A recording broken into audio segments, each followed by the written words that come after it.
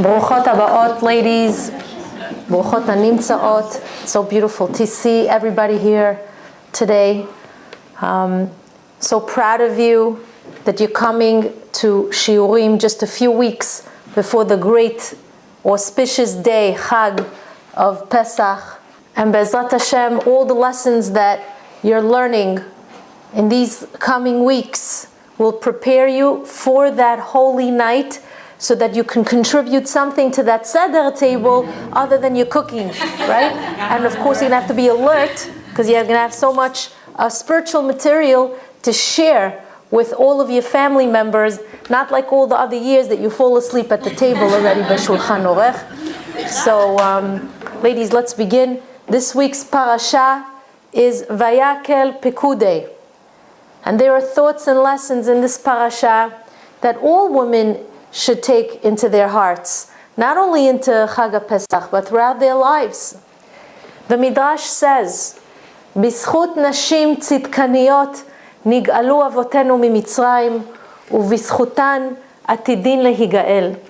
In the merit of righteous women, our forefathers were redeemed from Egypt, and it's in their merit that we will be redeemed in the future. Tonight, I want to briefly discuss the power of the Jewish woman. You see, when the time came to build the Mishkan, the people came forward to contribute to its construction, the men and the women alike.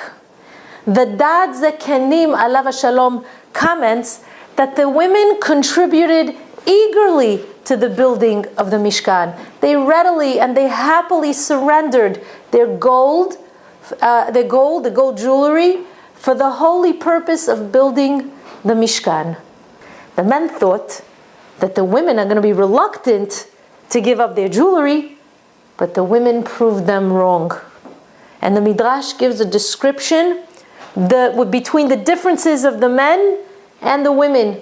Reminds me of a very cute story, by the way, about a man who met up with his friend, and the friend says to him, "My wife, she's an angel." And the guy says back to him, "Lucky you, mine's still alive." During the incident of the Chet HaEgel, the women refused to give their jewelry for the construction of the Egel, of the Avodah Zarah. The men had to take it by force. But for the building of the Mishkan, many of the men were reluctant to contribute, and instead the women were the ones who did so, enthusiastically. And because of their gallant spirit, because of the enthusiasm that they displayed, the women were rewarded with a special connection to the minor Chag of Rosh Chodesh. Rosh Chodesh, ladies, is a mini Chag in which women specifically are accustomed to refraining from work. And the question is, what is the specific relationship between the contribution of the women for the Mishkan and the reward of Rosh Chodesh that they received?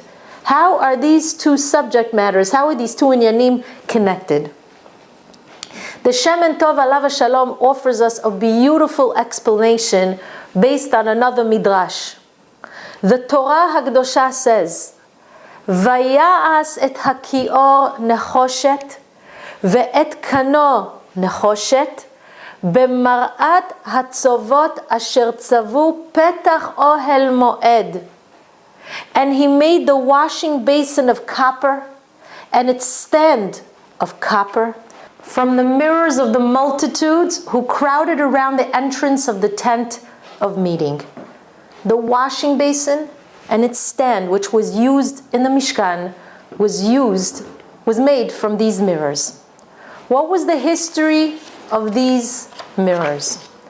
Rashi HaKadosh informs us that in the Midrash of Shir HaShirim we're told that during the worst times of the Jewish exile in Egypt, the men gave up hope. The men were filled with despair. They lost their faith in their ability to rise to their potential. And they even separated themselves from their wives, thinking, what's the point of bringing children into a world where they're going to experience endless suffering and misery? Why bring children into a world of slavery and oppression? But the women refused to give up. The women had faith that the Galut is going to come to an end someday and that the Jewish people would be redeemed, that a future of freedom and opportunity awaited the children that they were willing to bear even in the darkest hours of their enslavement. Therefore, the women beautified themselves in these mirrors, and they went out into the fields where their husbands were slaving away. And as a result of their beautification, they were able to draw their husbands back to them, convincing them that ultimately it would be proper and good to have children. The mirrors that these Jewish women used to make themselves look beautiful for their husbands were actually the symbol of survival of the Jewish people.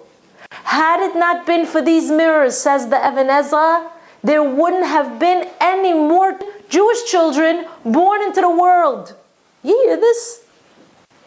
Therefore, Kadosh Baruch Hu said, these mirrors are more precious to me than anything else. And you're going to use them to make the washing basin and the stand for the Mishkan. And the Even Ezra informs us that HaKadosh Baruch Hu did not give a specific size that the washing basin and the stand was going to be, because HaKadosh Baruch Hu wanted every single mirror to be used. No matter how large the washing basin and the stand would turn out to be, it would be used in the Mishkan. That's how sacred those mirrors were to the Ribono Shel Olam. Do you hear this, ladies? This washing basin and its stand were unique. They were special because its waters were going to be used in the future as a means of bringing peace between a husband and a wife in the case where a woman was accused of adultery, in that whole scenario of Isha Sota. Therefore, the mirrors which brought a husband and a wife together in Mitzrayim were used exclusively to fashion that utensil that would one day in the future end any suspicion or animosity within families. It's an amazing thing. We see from here the importance of a woman's hashpa'ah, the influence which ultimately affects her husband, her children, and all of Klal Yisrael as a whole. And now we could begin the shiur. Shlomo HaMelech in Kohelet says, "Velo matzati adam echad me'elef matzati." One man among 1,000 have I found.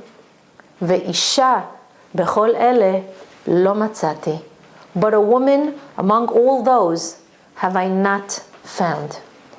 And Rabbeinu Bachya alav shalom explains that what Shlomo HaMelech was saying was that when it came to Chet HaEgel, there was not one woman who participated in the Avodah Zarah.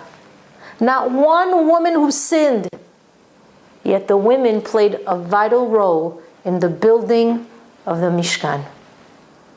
It's interesting, ladies, to note that the word Mishkan equals 410 in Gematria. And that's the same numerical value as the words Ba'alei Rachamim. The women with their Bina Yetera understood that the greatest chesed they could do for their husbands, the greatest sense of compassion that they could display towards their husbands, was to give them the strength and the confidence to face another day as slaves. But 410 is also the gematria of the words besimcha v'tuv lev, with happiness and a good heart, good-heartedness. And when the women made their contribution to the Mishkan, that's precisely how they did it, with simcha and with the kindness of the heart. Therefore, we see that HaKadosh Baruch Hu is emotionally stirred by their devotion, and He remembers their deed for all time, because in Gematria, the phrase, Ki lo eshkachech, is also equal to 410. Kadosh Baruch Hu doesn't forget the chesed, the commitment, the devotion, and the enthusiasm of the Nashim Tzadkaniyot of that generation. It was the women who were the strong ones among the Jewish people. When the men were ready to surrender to despair, the women were ready to be the steady anchor of the people. The women were the ones who kept the faith strong, the ones who never gave up hope, the ones who insisted, we must go on and we will go on. And when the Mishkan was constructed, the men once again were overcome with depression. Why? Because before Chet HaEgel, there would have been no need for a Mishkan to be built. The Shekhinah would have dwelt among the people, and the entire Jewish machaneh, the entire encampment of the Jews, would have been the Shekhinah's dwelling place. But the Jewish people fell spiritually after Chet HaEgel, and they were no longer worthy of having the Shekhinah dwell in their midst. Therefore, from that point on, the camps were divided into two. The first camp was the camp of the Shekhinah, which was the camp of the Levi'im, and the second camp was the rest of Bnei Israel. The Shekhinah would now dwell in seclusion behind the walls of the Mishkan, which was located in the territory of the Levi'im. Therefore, the men felt that as long as the construction of the Mishkan did not begin, there was still hope that HaKadosh Baruch Hu would change his mind and that things would go back to the way they used to be, to the way it should have been, that is, with the Shekhinah dwelling amid the people.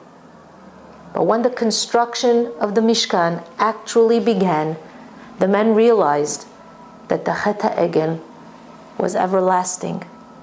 They realized that the damage had already been done and that they could no longer retract that sin. There would be no official pardon, so to speak. And as a result of that realization, the men became depressed and they began to despair. That's the reason why they couldn't bring themselves to contribute to the Mishkan, because they didn't want to put the last nail on the coffin, so to speak. But the women, they were the rocks of stability. They once again came forward and saved the situation. It's always the women. These women approached their husbands once again and they said, honey, okay, maybe they didn't say honey, maybe they said, Ba'alei hayakar, what's done is done. And no matter how much we've lost, it can't be undone by being depressed. Now is the time to look to the future and to embrace the Holy Mishkan and to do it enthusiastically, happily, so we could bring about a new beginning for the Jewish people. In Egypt, the faith and hope of the women saved the Jewish people physically, but at the construction of the Mishkan, the faith and the hope of the women saved all of us spiritually. The women gave the men the hope that they needed to reach a new closeness to the Ribono Shel Olam. And that's why we were rewarded with a special status and the special mini Chag of Rosh Chodesh. So what's the connection? According to our Chachamim, Rosh Chodesh, which is the festival of the new moon, celebrates the concept of rebirth and renewal. The moon is always diminishing and then growing, diminishing and then growing. Even in its darkest phase, we know that the moon will once again recover and we will see its full illumination. It's the symbol of hope and faith for the Jewish people who also go through cycles of darkness and light. We, as a people, have suffered throughout the generations and we've seen and experienced darkness, but we've never been forsaken, and the light always penetrated from within that very darkness. הם עקרו ונפלו ואנחנו קמנו ונתעודד. The ancient nations of the world have all come and gone. They've all vanished. But Am Yisrael remains standing. We're still here, still ma'aminim, still clinging on to our faith and to hope. Therefore, it's the Jewish women who have shown themselves to be the most sensitive to the idea of faith and renewal. And this is certainly and most closely connected to the Chag of Rosh Chodesh. So remember that Rosh Chodesh isn't just important in and of itself, but it has significance in that it was given to us women, specifically to us, as a gift for our commitment to HaKadosh Baruch Hu, for our devotion to our families, to our husbands, to our faith. I want to touch upon another valuable point that I want you all to go back home with. We're now amid the Pesach preparations. The women are working diligently and painstakingly to get the house ready for the Chag and to rid the house of any chametz. Somehow as women, we always tend to get caught up in the division of tasks in the house.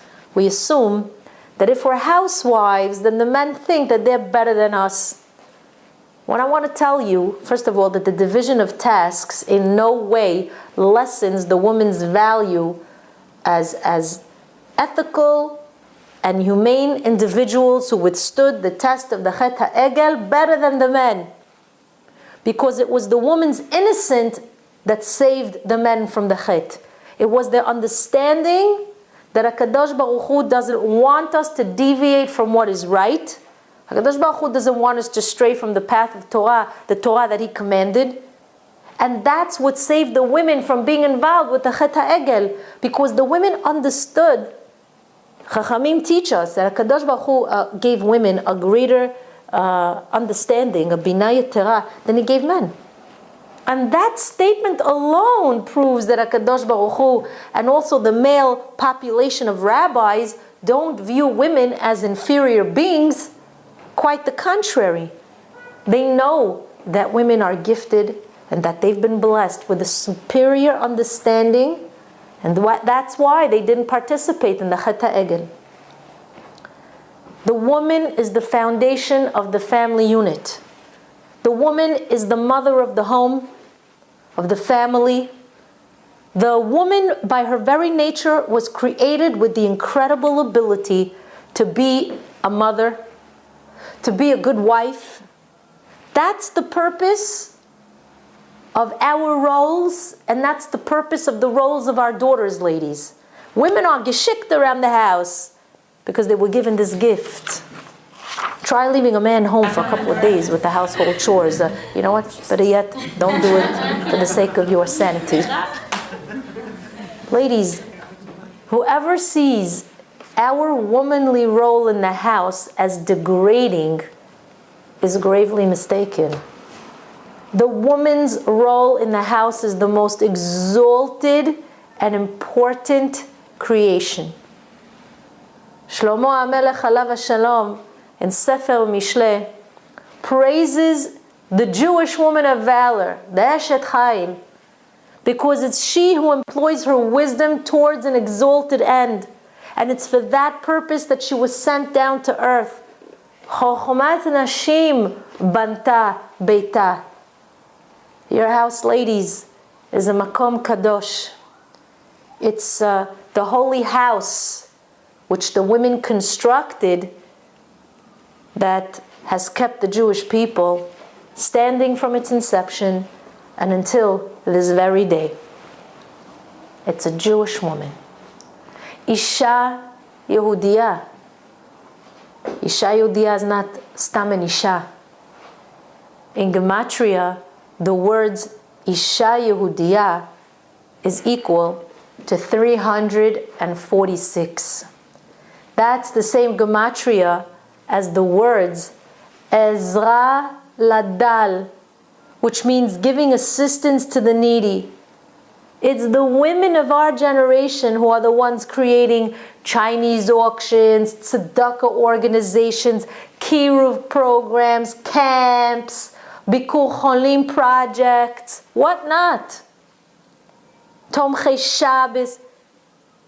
Isha Yehudiya has the same numerical value also as the words Lema'an Tzion, for the sake of Israel. The women have always done and continue to do for the sake of our people. From our imahot and until this current day, and hopefully the Dorei Dorot. Isha Yehudiya is also the same gematria as the words Me'ahava velo me'ir'ah, from love and not from fear. When a Jewish woman does something, when she's involved in a mitzvah, it's obvious that all her energies are channeled towards that place of love.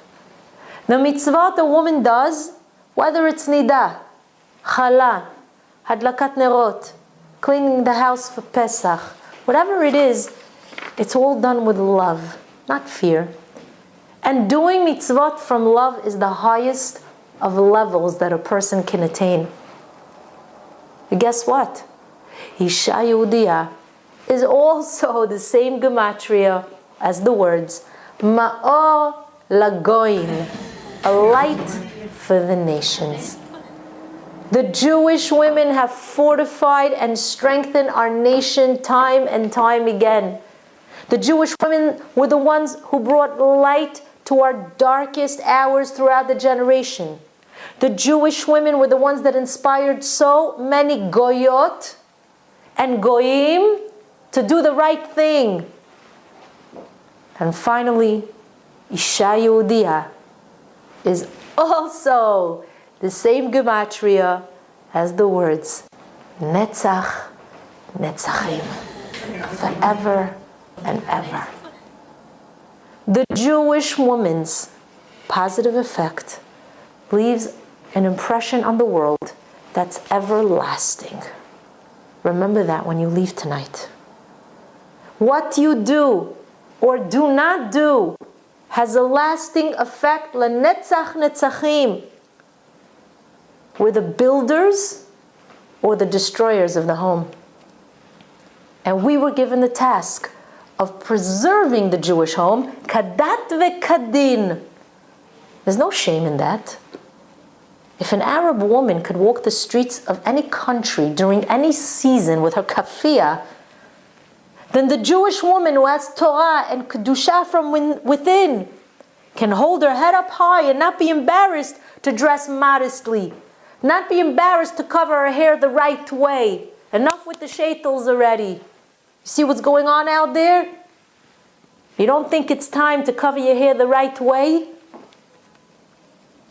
Ladies, we need to remain proud of our heritage, of our lineage, of our ancestry. We need to be proud of being Jewish women, and we need to learn how to accept our exalted positions of responsibility with pride and happiness, just like our Jewish sisters did so many years ago. If the woman is not going to remain strong or faithful to the authentic laws of HaKadosh Baruch Hu, to His authentic Torah, if a woman will not maintain a bait ne'eman b'Yisrael, then I want to be bold and I want to say, ladies, we are entering into a time period where there might be very little chance of Jewish survival thereafter. I want to end this shiur, ladies, with a very powerful message to you before you go back to the Pesach cleaning. The Jewish people suffered a terrible galut in Mitzrayim. They were enslaved, they were oppressed, they were degraded. One of the cruelest actions against our people was the royal decree that all the male Jewish infants be murdered. And despite Paro's decree to cast all the male babies into the Nile River, the Jewish women continued to give birth to healthy babies. One of these women was Yocheved. She attempted to save her child's life. The Torah HaKadosha says that Yocheved saw that little baby Moshe was a tzaddik, and she kept him hidden for 3 months. And when she was no longer able to conceal him, she placed him in a wicker basket which she made. And she placed the little baby Moshe into the basket, and then she sent the basket down the Nile River. She then asked Miriam, her daughter, to watch the basket from a distance in order to see what would happen with this child. And it happened that Paro's daughter Batia came down to the Nile to bathe, and she saw the basket floating in the river. When she retrieved it, miraculously, when she opened the basket, she saw little baby Moshe, and she took pity on him because he started to cry. And she realized immediately that the child was a Jewish child, and she summoned a Jewish woman to nurse him. And that woman turned out to be Be'ashgacha Pratit, Yocheved, the mother of Moshe Rabbeinu. The Torah tells us about Moshe's crying in the basket, but it doesn't tell us anything about Yocheved's anguish. It doesn't tell us anything about Yocheved's emotional state as she waited at home to hear the news from her daughter Miriam. But the Zohar HaKadosh tells us that Moshe's mother was indeed crying. And that's what's written and meant by the pasuk in Yirmiyah HaNavi that says, Kol berama nishma, a voice is heard on high. Nehi bechi tamrurim, it's the sound of bitter weeping. Rachel mevaka al baneha, Rachel Imenu is crying for her children. The Zohar Kadosh informs us that Moshe Rabbeinu was crying and his mother was crying. And what's written concerning the future? Says Yirmiyah Navi, Bivchi yava'u uvetchanunim ovilem. They will come with tears and with pleading the salvation. What does it mean, Bivchi yavo? They will come with tears. Says the Zohar HaKadosh, in the zchut of the tears of the child's mother, that is Rachel, they will come and be gathered from their exile. But wait, Rachel is not Moshe's mother. We're talking about Yocheved, remember? What is the Zohar Kadosh saying exactly? Why do they even bring Rachel into the picture here if we're talking about the anguish of Yocheved? The Zohar Kadosh tells us, listen to this, ladies, this is like fascinating. When Miriam returned home to Yocheved, she found her crying bitterly. She was unable to be consoled over the separation from her baby. Rabbi Shimon Bar Yochai explains, if you could imagine it this way, because it's hard to imagine, but to think that in a dream-like sequence, a transformation took place. The mother Yocheved was no longer Yocheved, but she became like Rachel. The baby in the basket was no longer Moshe, but he became the symbol of the Jewish people. The mother and the baby were crying together, and the mother's tears were about the child being in the galut. The mother is crying and pleading, Bivchi uvetchanunim. And she's crying and she's pleading to Borei Olam, that he bring her child home. And in the zchut of those tears, the child, the Jewish people, will return from the dark galut that they're in now. Meini kolech mibechi ve'anayich midim'a ki yesh sachar lif'ulatech ne'um Hashem ve'shavu me'eretz oyev. The Midrash informs us that if you think there's only zchut avot, you're mistaken. The Gemara tells us that there's zchut imahot as well. But here's the sod, here's the secret. Here's what some of us don't know, ladies. The Gemara also informs us that unfortunately, zchut avot has ended. There is no longer zchut avot that exists in the world. All the zchuyot, all the merits of Avraham, Yitzchak, and Yaakov have been used up. Only tzaddikim have the capacity to tap into zchut avot. But you and I, we can't any longer. There is no zchut avot for us. So I ask you, if we're left with no leg to stand on, if there are no zchuyot any longer because we don't deserve it, how do we survive as a people? How is it that we're still here? Ladies, we survive today because of zchut atzma, because of our own ma'asim, and because of zchut imahot. Zchut imahot will never be used up. It will never perish. Therefore, the zchut of imahot is the center of our salvation.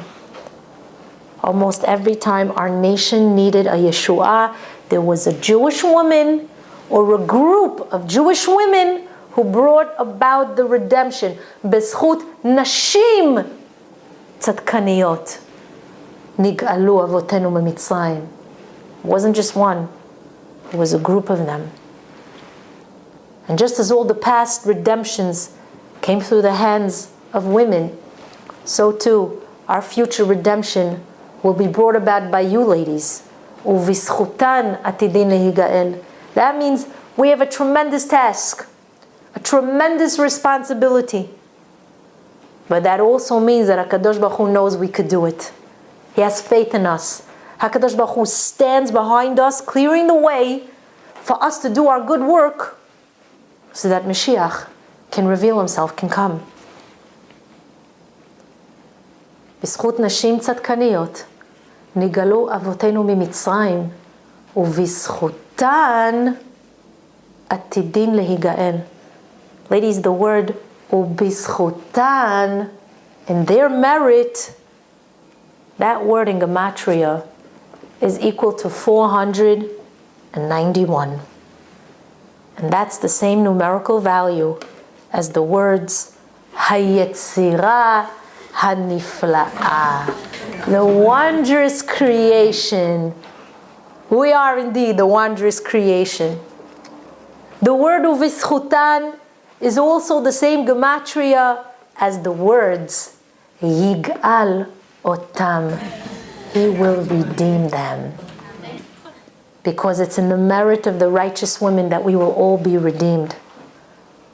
But finally, ladies, the word Uvischutan is also the same gematria as the words Bekarov Etzlechem.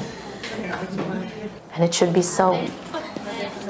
Yeh Ratzon that HaKadosh Baruch Hu shall give us all the strength and the courage to continue to build proper Jewish homes, to continue to keep the Torah sacred and holy. You should continue to inspire your husbands and children, especially your daughters, to do the proper things and to live according to the values of the Torah that was given to us by HaKadosh Baruch Hu on Har Sinai. And Be'ezrat Hashem will be zeicha to be the Nashim Tzadkaniyot who will usher in a new day, a day of light, a day of hope, and a day of the final redemption אמן כן יהי רצון.